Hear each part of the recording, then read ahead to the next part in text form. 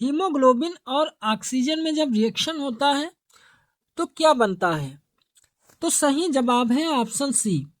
Haemoglobin और oxygen में जब संयोग या रिएक्शन होता है तो ऐसे में ऑक्सी हीमोग्लोबिन का निर्माण होता है।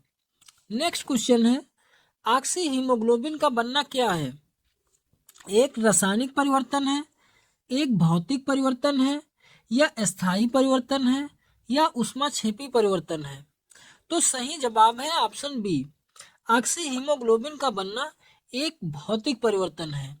देखिए जो यह भौतिक परिवर्तन है तो ऐसे में जब ऑक्सी हीमोग्लोबिन का निर्माण होता है तो यह दोबारा उसी फॉर्म में फिर से कन्वर्ट हो जाता है, इसीलिए यह भौतिक परिवर्तन है।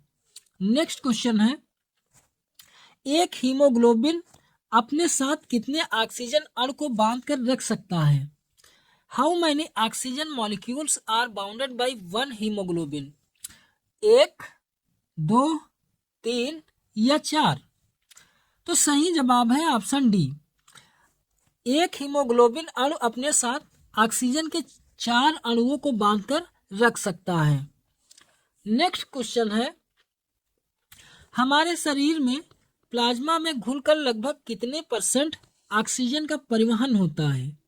1 से 3%, 5 से 7%, या 9 से 12%, या 97 से 99%? तो सही जवाब है ऑप्शन ए, 1 से 3%। नेक्स्ट क्वेश्चन है, हमारे शरीर में कार्बन डाइऑक्साइड का परिवहन किस रूप में होता है? कार्बोनिक अम्ल के रूप में, या सोडियम या पोटेशियम बाइकार्बोनेट्स के रूप में, या कार्बिनो हीमोग्लोबिन के रूप में, या सभी? तो सही जवाब है ऑप्शन डी, यानी हमारे शरीर में कार्बन डाइऑक्साइड का जो परिवहन होता है वह कार्बोनिक अम्ल के रूप में भी होता है, सोडियम या पोटेशियम बाइकार्बोनेट के रूप में भी होता है, और कार्बिनो हीमोग्लोबिन के रूप में भी परिवहन होता है। नेक्स्ट क्वेश्चन है, कार्बन डाइऑक्साइड के परिवहन के लिए कार्बोनिक अम्ल का निर्माण कहाँ पर होता है? To transport carbon dioxide carbonic acid form in WBC में, RBC में, प्लाज्मा में, या बी और सी दोनों में? तो सही जवाब है ऑप्शन डी, यानी कार्बन डाइऑक्साइड के परिवहन के लिए कार्बोनिक अम्ल का जो निर्माण होता है वह WBC और RBC ये दोनों में होता है। नेक्स्ट क्वेश्चन है, RBC में बाइकार्बोनेट के रूप में, देखिए RBC में बाइकार्बोनेट के निर्माण के लिए कौन सा एंजाइम सहायक होता है? Which enzymes is helpful for the production of bicarbonate in RBC? Carbonic KH, carbonic anhydrase, nucleus, या प्रोटीएज? तो सही जवाब है option B, carbonic anhydrase. Next question है, RBC में बाइकार्बोनेट के निर्माण के लिए कार्बोनिक एनहाइड्रेज एंजाइम को कौन सक्रिय करता है? सोडियम, कैल्शियम, जिंक, या कोबाल्ट? तो सही जवाब है option C, zinc. Next question, अधिकतम कार्बन डाइऑक्साइड का परिवहन किस रूप में होता है? Maximum carbon dioxide is transported in form of carbonic अम्ल के रूप में, बाइकार्बोनेट के रूप में, कार्बिनो हीमोग्लोबिन के रूप में, या फिर ऑल ऑफ दी सभी के रूप में? तो सही जवाब है ऑप्शन बी, बाइकार्बोनेट्स के रूप में। नेक्स्ट क्वेश्चन है, कार्बन डाइऑक्साइड के परिवहन और उसके मात्रा के संदर्भ में कौन सा स्टेटमेंट गलत है? ए ऑप्शन, कार्बोनिक अम्ल के रूप में लगभग 7%, बी ऑप्शन, बाइकार्बोनेट्स के रूप में लगभग 70%, सी ऑप्शन, कार्बिनो हीमोग्लोबिन के रूप में 23%, डी ऑप्शन, इनमें से कोई नहीं, यानी सभी सत्य हैं। कौन सा सही है? तो सही जवाब है ऑप्शन डी, सारे कथन सही है, कोई भी गलत नहीं है। नेक्स्ट क्वेश्चन, निम्न में से कौन सा एक हमारे शरीर में श्वसन वर्णक है? Which of the following is a respiratory pigment in our body? Bilirubin है, बिलवर्डिन है, या हीमोग्लोबिन है, या फिर क्लोरोफिल? तो सही जवाब है option C, haemoglobin. Next question है, निम्नलिखित में से कौन सी एक जहरीली गैस है? Which of following is a poisonous gas? Carbon dioxide, या फिर कार्बन मोनोऑक्साइड, नाइट्रोजन, या फिर ऑक्सीजन? तो सही जवाब है ऑप्शन बी, कार्बन मोनोऑक्साइड एक जहरीली गैस है। देखिए यह जो कार्बन मोनोऑक्साइड CO गैस है, यह हीमोग्लोबिन के साथ बहुत ही तेजी से रिएक्ट करती है। नेक्स्ट क्वेश्चन है, कार्बन मोनोऑक्साइड और हीमोग्लोबिन जब ये मिलते हैं तो क्या बनता है? Oxyhaemoglobin, carbaminohaemoglobin, carboxyhaemoglobin, या कार्बनिक एसिड? तो सही जवाब है ऑप्शन सी। देखिए जब कार्बन मोनोऑक्साइड और हीमोग्लोबिन जब ये मिलते हैं तो ऐसे में कार्बोक्सी हीमोग्लोबिन का निर्माण हो जाता है, जिसके कारण व्यक्ति की मृत्यु हो जाती है। कार्बोक्सी हीमोग्लोबिन का बनना क्या है, कैसा परिवर्तन है?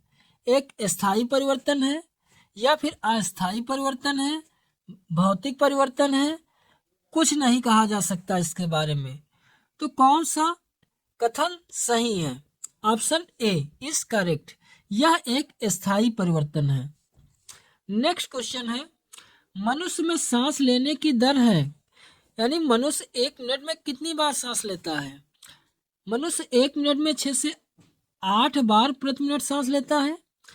बी ऑप्शन 10 से 12 प्रति मिनट, सी ऑप्शन 12 से 15 बार प्रति मिनट, डी ऑप्शन 20 से 25 बार प्रति मिनट? तो सही जवाब है ऑप्शन सी, यानी मनुष्य 1 मिनट में लगभग 12 से 15 बार ये सांस लेता है। नेक्स्ट क्वेश्चन, सामान्य श्वसन के दौरान लगभग कितनी वायु हमारे फेफड़े में जाती है? 500 ml, 350 ml, या 150 ml, या 1500 ml? तो सही जवाब है option A, 500 ml।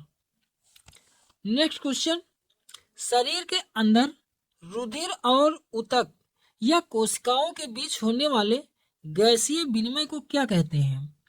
What is the gaseous exchange between blood and tissue in the body called? क्या कहा जाता है? बाह्य श्वसन, आंतरिक श्वसन, या गैसों का परिवहन, या फिर भोजन का अवशोषण? तो सही जवाब है ऑप्शन बी, आंतरिक श्वसन। नेक्स्ट क्वेश्चन है, निम्न में से किसे कोशिकीय श्वसन कहा जाता है? Which of the following is also known as a cellular respiration? बाह्य श्वसन को, आंतरिक श्वसन को, गैसों का परिवहन को, या इनमें से सभी को?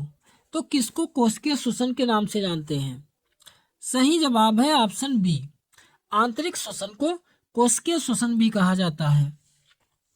नेक्स्ट क्वेश्चन, निम्न में से कौन कोशिकीय श्वसन है? वायवीय श्वसन, अवायवीय श्वसन, या बाह्य श्वसन, या फिर ए और बी दोनों? तो सही जवाब है ऑप्शन डी, यानी कि वायवीय श्वसन और अवायवीय श्वसन दोनों ही कोशिकीय श्वसन है, यानी सेलुलर रिस्पायरेशन है। नेक्स्ट क्वेश्चन, कोशिकीय श्वसन का पहला चरण क्या होता है? What is the first step of cellular respiration? Krebs cycle होता है, या ग्लाइकोलिसिस, या लैक्टिक अम्ल का बनना, या एथनॉल का बनना? तो सही जवाब है option B, glycolysis. Next question, glycolysis का क्या अर्थ होता है? ग्लूकोज का टूटना और पायरुविक अम्ल का बनना, ग्लूकोज का बनना और पायरुविक अम्ल का बनना, सी ऑप्शन वसा का टूटना और पायरुविक अम्ल का बनना, डी ऑप्शन एमिनो अम्ल का टूटना और पायरुविक अम्ल का बनना? तो इनमें से ग्लाइकोलिसिस का क्या अर्थ होता है? तो सही जवाब है ऑप्शन ए, यानी ग्लाइकोलिसिस में ग्लूकोज टूट जाता है और पायरुविक अम्ल बनता है। नेक्स्ट क्वेश्चन, ग्लाइकोलिसिस की खोज किसने की थी? Who discovered glycolysis? एमेंडन ने, मेयरहाफ के द्वारा, या पार्सन के द्वारा, या सभी के द्वारा?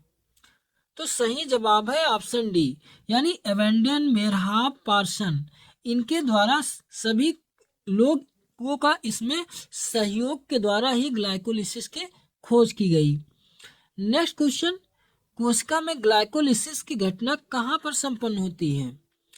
माइटोकॉन्ड्रिया में, कोशिकीय द्रव में, केंद्रक में, या राइबोसोम में? तो सही जवाब है ऑप्शन बी, कोशिकीय द्रव में। यानी कोशिका में ग्लाइकोलिसिस की जो घटना होती है, फिनोमिना होता है, तो वह कोशिका द्रव यानी साइटोप्लाज्म में संपन्न होती है।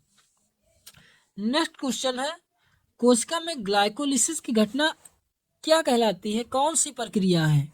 एक वायवीय है, या अवायवीय है, या फिर प्रकाशिक है, या उपरोक्त में से कोई नहीं? तो सही जवाब है ऑप्शन बी, यानी यह एनाबोरिक अवायवीय प्रक्रिया है। Next question, which of the following events occur in both aerobic respiration and anaerobic respiration? कौन सी घटना वायवीय श्वसन और अवायवीय श्वसन दोनों में घटित होती है? Glycolysis, Krebs cycle, electron transport chain, या इनमें से कोई नहीं? तो सही जवाब है ऑप्शन ए, ग्लाइकोलिसिस।